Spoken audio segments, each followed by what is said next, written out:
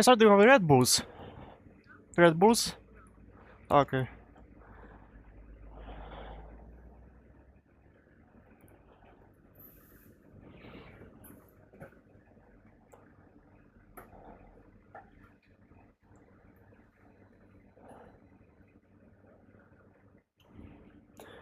One latte.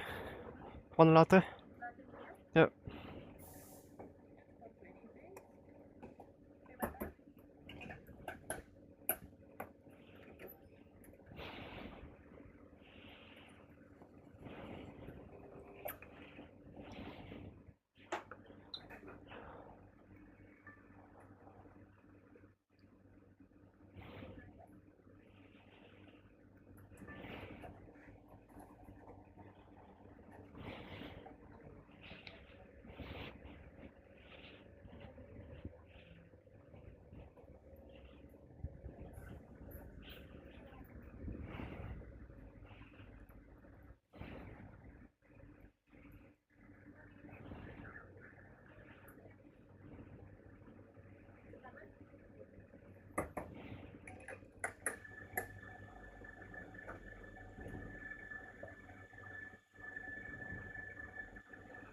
Thanks.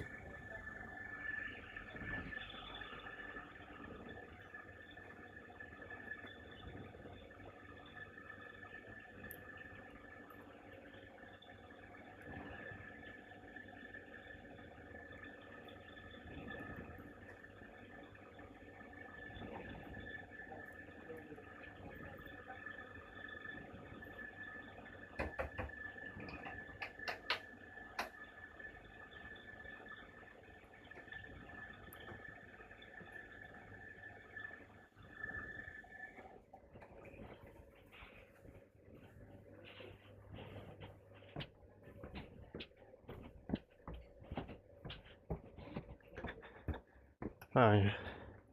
Ciemno. Może mi się okno odczmukało.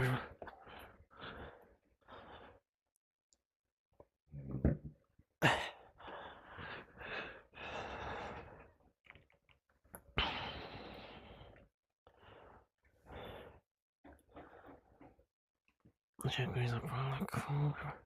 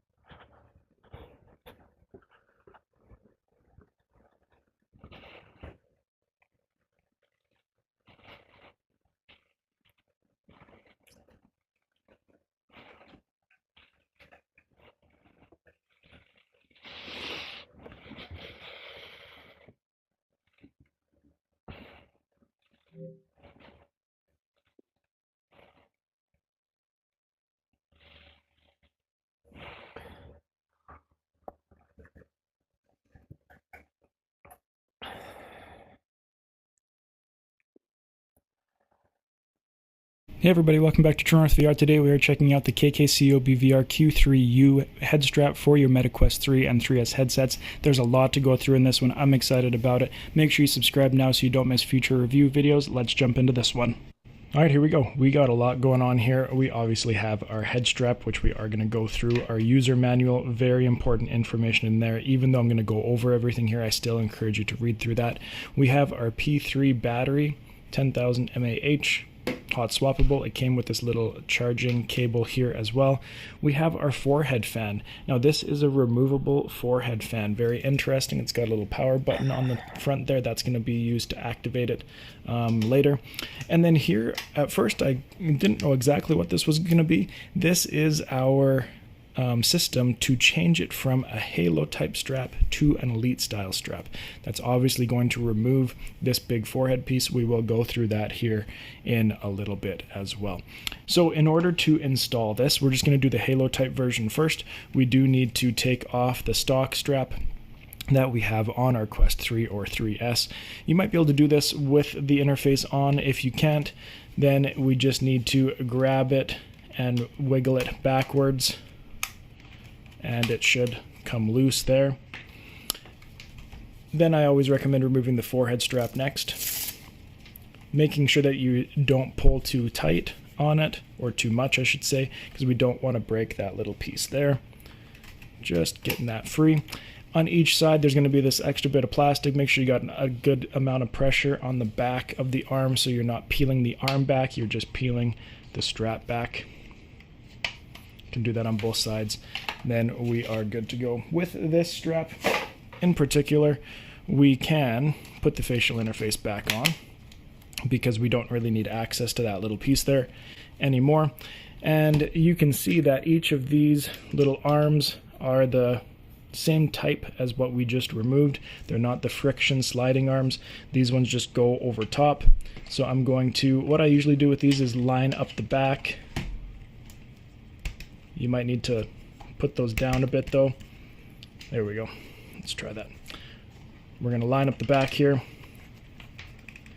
and then put pressure towards the front. And you could hear it clip there, and we are good to go on that side.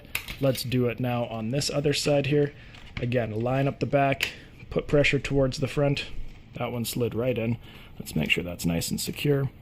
Yep. We're good to go there. If you want to plug that cord in right now just to keep it out of the way, you can.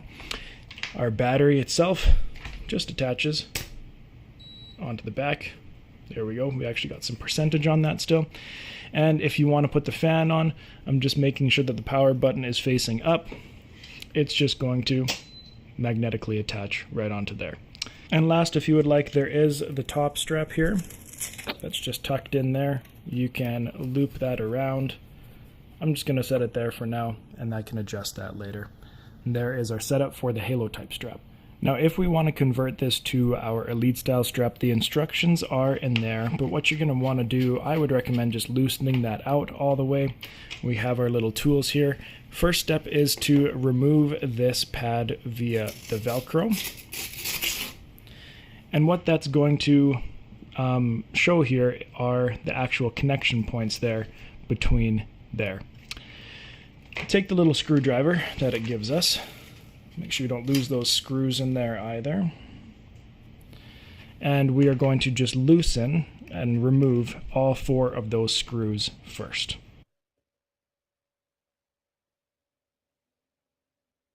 Once you have the screws loosened on this side, that's where we're going to need to remove this little electrical piece that's there.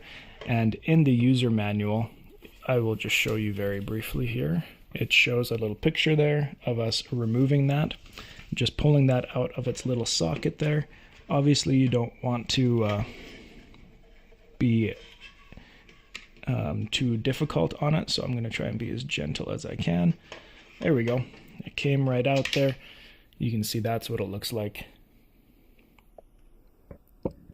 there. So I'm going to set that piece there. So each of the arms have an R and an L. We also have these 2 little bands that can go inside of each of those. Once you have them brought in and lined up, All you need to do is tighten in those screws, and then we'll be able to assemble it.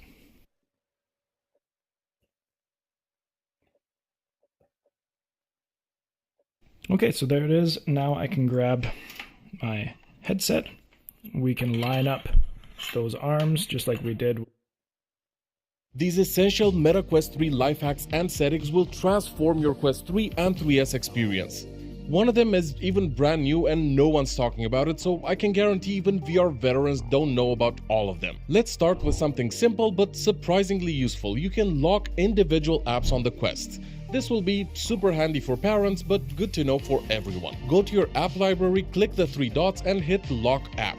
If you don't have a passcode set yet, it'll require you to set one, and that's it. Now, every time someone tries to open that app, it'll ask for the code. Next, one of the most underrated Quest shortcuts. You can install and even launch games straight from your phone. No need to awkwardly wait in VR for games to start. Just open the Meta Quest app, pick your game, hit install or launch, and the headset will boot it up in the background. This makes it super easy to jump straight into games. You're not stuck waiting in menus, you're already in the lobby, ready to go. And as a bonus, you can even join your friends before putting on the headset. If you've got Xbox Game Pass Ultimate, you can play a ton of Xbox games straight on your Quest 3, no PC or console needed. Just open the Xbox app on the Quest, sign in and pair a Bluetooth controller. That's it, now you can stream your Game Pass library straight into VR on a massive virtual display, and this used to look pretty bad, but games look and perform great nowadays. One thing to be aware of though is the quality will depend on your internet connection, as this is using Xbox Cloud Streaming, but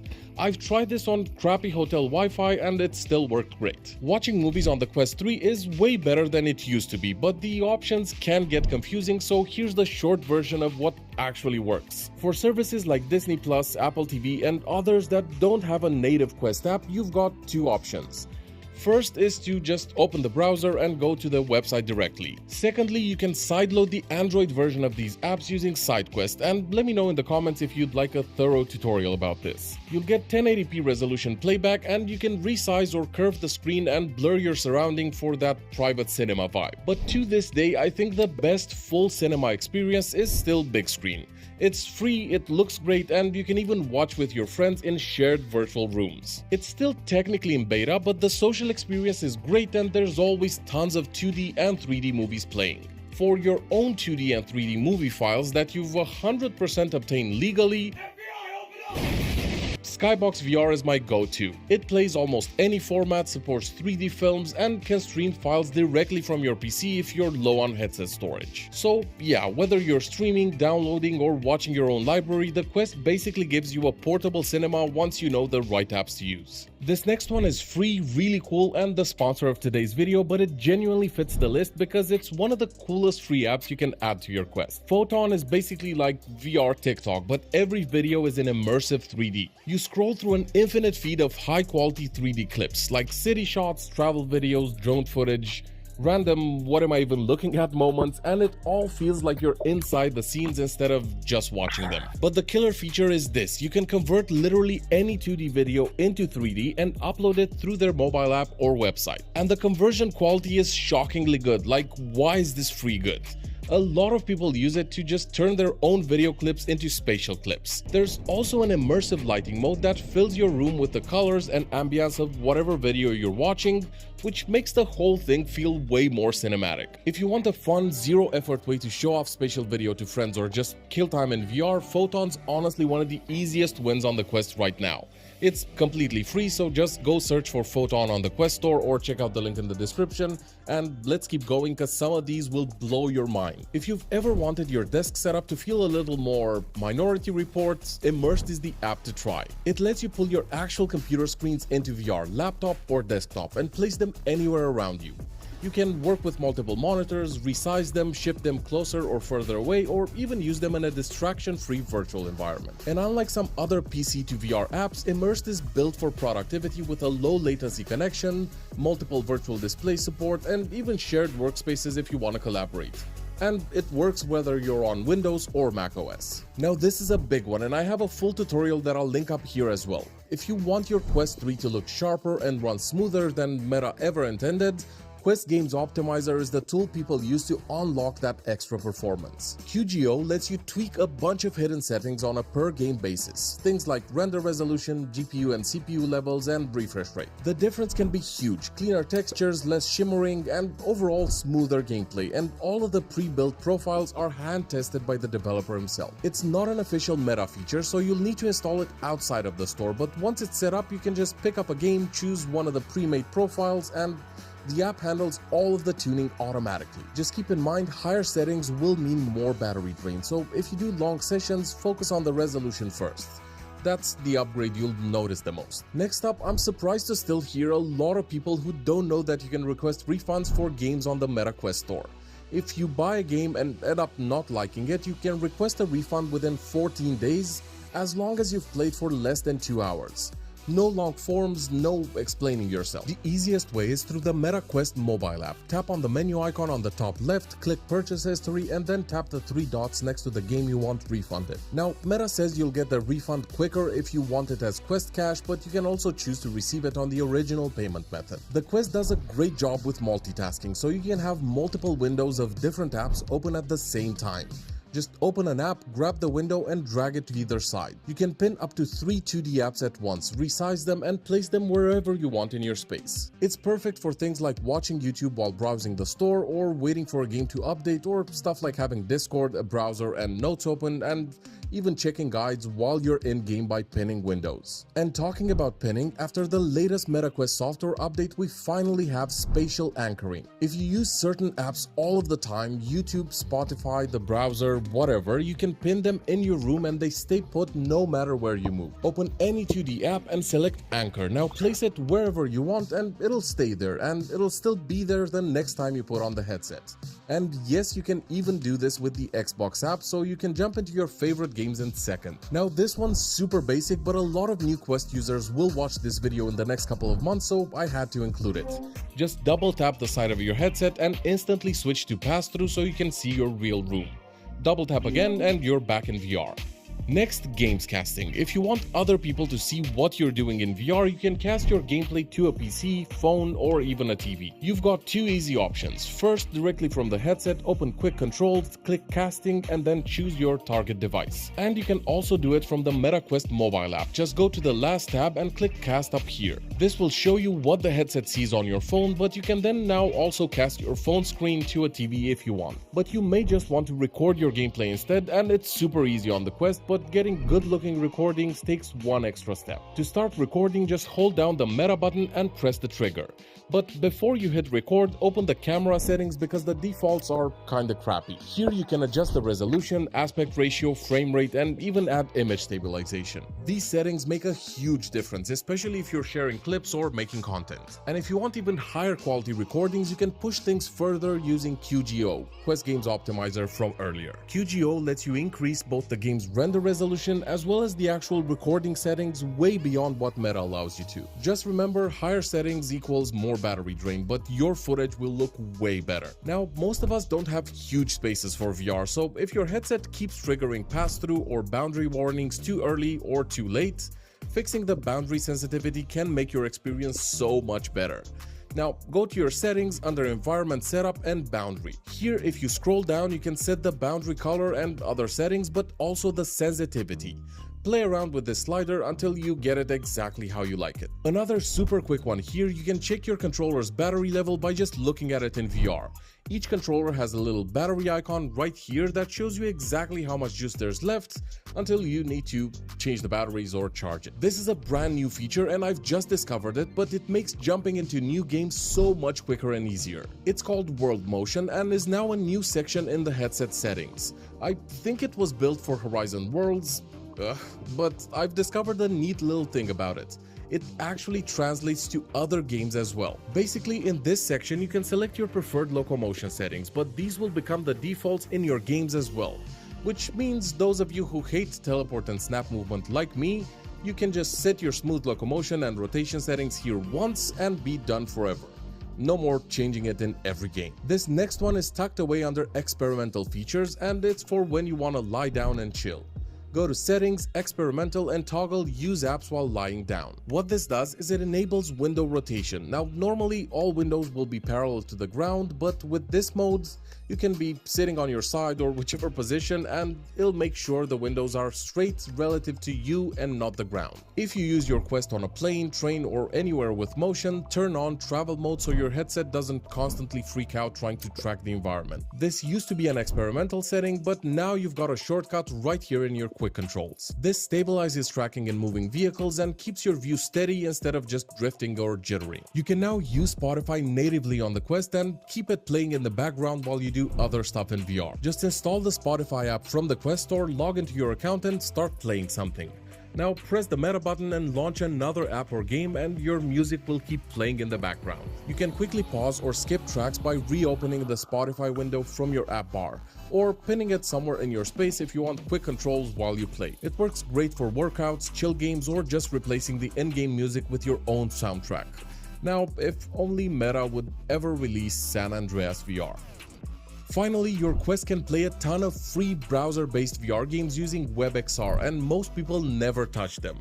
These don't even need to be installed, and yeah, they might not be the greatest works of art, but they're pretty fun and worth a try. Just open the browser on your Quest and scroll down to Immersive Experiences and Show All. You can also just Google WebXR games and you'll find even more. They all run directly in the browser without installing anything, and you'll find shooters, puzzle games, and a lot more. If you want even more Quest 3 life hacks, let me know in the comments and help me out with a like or hype for this video. Thanks for watching, take care, and I'll see you in the next one. Cheers, guys.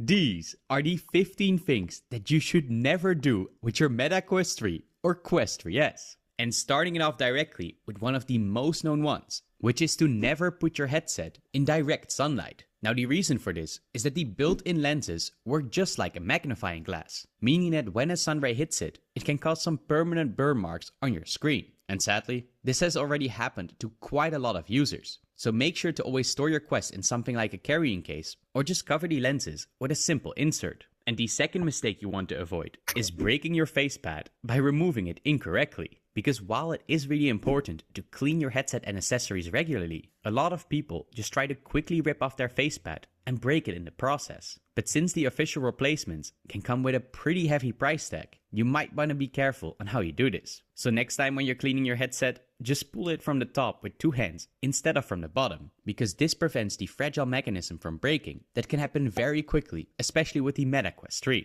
But another big mistake that many users make is getting scratches on the lenses of their VR headset. And while this can happen in many different ways, it can even be caused by something as simple as just cleaning it with your t-shirt or a paper towel. And while the Quest 3S optics can often still be partially fixed by polishing them up, this is sadly not the case with the higher quality pancake lenses that come with the Meta Quest 3. So to prevent this, you want to use a microfiber cloth to wipe them instead. And these often come with your headset anyways. However, if you normally wear glasses inside your VR headset, then it might be worth it to upgrade to some physical lens inserts instead, like the ones I'm using right now from VR Wave. Because not only will this prevent the scratching of your optics, they also have a blue light filter and glare reduction built into them, so that it can even give you some nice benefits if you have perfect eyesight. And best of all, you can just simply click them in and directly start using them. Which gets us to the fourth mistake that you want to avoid. And that is to never completely fill up the storage that you have. Because while it is tempting to install all the games of your library and every free title that you can find, you will then quickly run into some other problems, like your apps not starting up properly, or having some big performance issues that drop your frames. And of course, you will often then also not be able to install updates for both your Quest software as well as your VR titles. So make sure to keep an eye out on your settings on how much storage you have left, or maybe even delete some applications that you're no longer using. And the fifth mistake that you don't want to make is using a Bluetooth headset or earphones. Because when you do this, you will instantly notice that the latency is pretty bad between your gameplay and when you actually hear what happens. So in that case, stick either to the built-in speakers or use your trusty wired headphones that you might have laying around somewhere. And if you really need to go wireless, then check for the ones that have a small dongle adapter and that are specifically made for headsets like the Meta Quest 3. But by far, one of the most annoying things that can happen is that when you're fully immersed in virtual reality and then your controllers are out of battery. And while nowadays some titles do support hand tracking, most of the big VR games still rely heavily on controllers. So that would mean that you can't continue until you get these juiced up again. And yes, the Meta Touch Plus controllers still make use of some standard AA batteries. So it is always worth it to keep some full ones on hand, or to get some that you can easily recharge without having to throw them away. While on the other side, you could also choose to get a charging dock that has some rechargeable batteries directly, but these are often pretty pricey. And another big battery mistake is overcharging your headset. Because if you do this, not only will you then degrade your battery health significantly over time, it can even be dangerous, with a lot of users reporting melting of a charging port or it even catching on fire completely. Now, of course, keep in mind that most of these cases happen because people were using third-party cables, but it would still be highly advised to not let your headset charge when it's full or when you're out of the house. And number 8 is regarding comfort and motion sickness. Because when you're new to VR, one of the first things that you probably want to do is check out all the amazing worlds and things that you can do in it. However, a lot of the popular experiences can be pretty intense and result in some heavy nausea. So if that's the case for you, then it is best to just take a small break and let it pass before you jump back into it. And in general, it would also be best to start with some more chill experiences first, so that you get used to virtual reality. Luckily, you can actually see the comfort rating of each game on the Meta store page, and this can go from comfortable to moderate or even intense. So make sure to try what is best for you. And as a little bonus tip, putting a fan in front of you while you're playing can help a lot with your motion sickness, as well as keeping the right orientation inside virtual reality. Which also brings us directly to the next point, and that is your boundary setup. Because once you are fully immersed in VR, new players often forget their surroundings, which can lead to punching a TV or even the people that are in your way. So make sure that you always set up your Guardian system properly, especially in those places that are close to furniture or a wall. But if you have a very small space, then an alternative could be to get something like a Cat VR treadmill that can let you run, crouch, or even jump without any limitation. And the cool thing is that for those hardcore users, they even have options like haptic feedback or a vehicle hub. So that way, you can do things like driving a race car while sitting down. Now, of course, the only downside is that these treadmills often cost quite a lot. So I'll leave a big discount code in the description if that's something you're looking for. But maybe even more important is to never pre-order VR games, ever. And while this might be difficult, especially when you see your favorite franchise coming to virtual reality, there have been just too many cases where the game itself is just not good at all. Take Hitman VR as a great example that left many users disappointed after its full release. So overall, just wait till your game is fully launched before you buy it. And on number 11, we have controller stick drift. Because when you are playing a lot of games, then your controllers will definitely get dirty over time, no matter how you use them. But this also goes for the joystick, so cleaning them up every now and then will prevent you from having problems later down the line. But if you already have stick drift, then you can still fix this inside your settings, because all you have to do is just increase the dead space of your joystick input until the drift that you experience is completely gone. And in that way, it will function again as good as new. But when it comes to the tracking though, you also want to make sure that you don't play in a dark room. Now, not only will you quickly get a notification that asks you to turn on the lights, but your tracking will also be a lot less accurate for anything you do. So keep those lights on when possible. But an often forgotten point is number 13, and that is to turn off your headset completely when you're not using it. And while this might sound like a minor detail, a lot of people, and myself included, often keep our electronics in sleeping mode or basically permanently on in some way or form. But besides the battery percentage being lower once you want to start it up next time, your headset will also start to show some slowdown after a while of doing this. Luckily, one quick reboot will completely reset this. But that gets us to one of the most overlooked things of all, and that is not using the quality of the Quest to its full potential. Because right out of the box, Meta doesn't directly give the user the entire power that the Quest 3 or Quest 3S are capable of. So to get that, you can use an application like the Quest Game Optimizer that lets you increase the quality output of your screen, as well as the full power of the Snapdragon XR2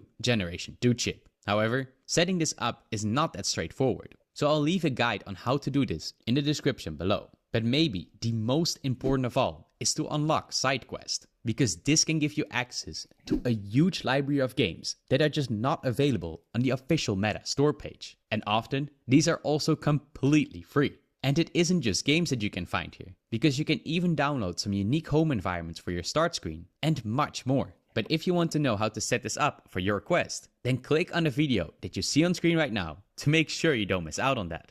And of course, stay awesome.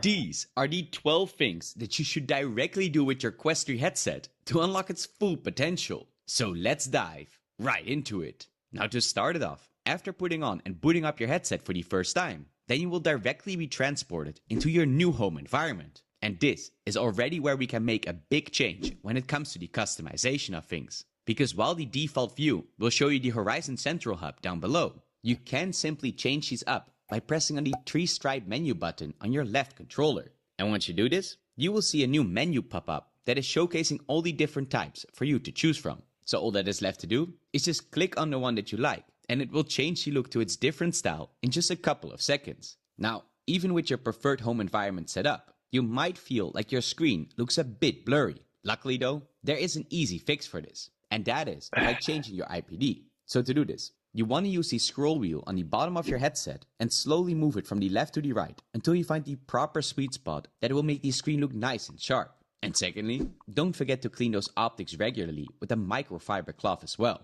And no, that is not with your t-shirt or paper towels, because not only do these often not even remove these smudges at all, they can also create permanent scratches on your lenses, which you really want to prevent. However, if after all of this you still feel like your screen is blurry, then it might be worth to upgrade to some physical lens inserts instead, especially if you also wear glasses or lenses in real life. And a great third-party example of this is something like the ones from VR Wave, since these cost nearly half the price of the original options from Meta, and that while also making it easier to install, since all you have to do here is just swap them in by using the built-in magnets, meaning that this is overall a much more comfortable alternative when compared to the previous space slider option that you can find on the side of your headset. And on top of that, they also come with a blue light filter and glare reduction built into them, which can make your screen look a lot better, even if you have perfect eyesight in the first place. So either way, I'll leave the link to this example down in the description below.